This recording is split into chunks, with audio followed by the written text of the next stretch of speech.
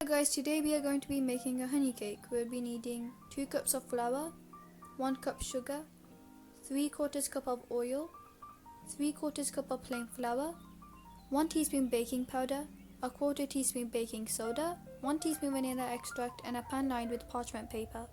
So with a bowl, we're going to be adding in the yogurt, the sugar, granulated, and the sunflower oil, and the vanilla extract.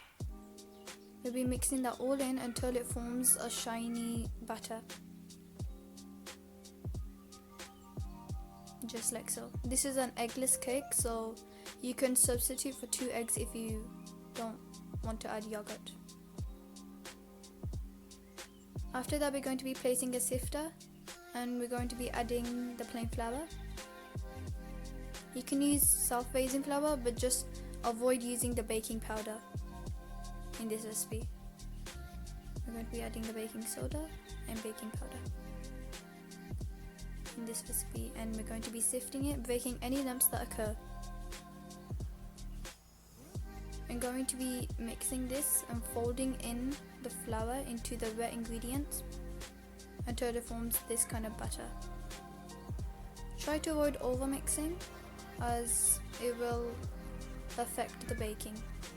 And putting this in a tin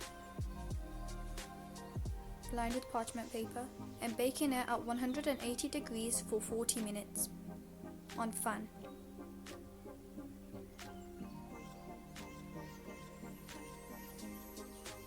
Just like so.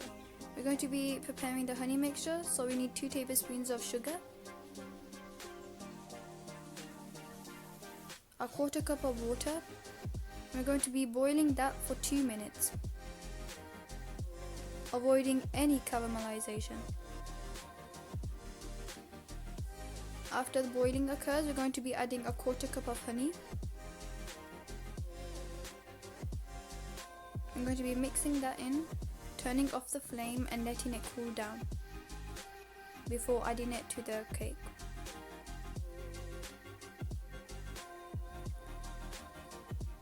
As you see, the cake is done and is well baked.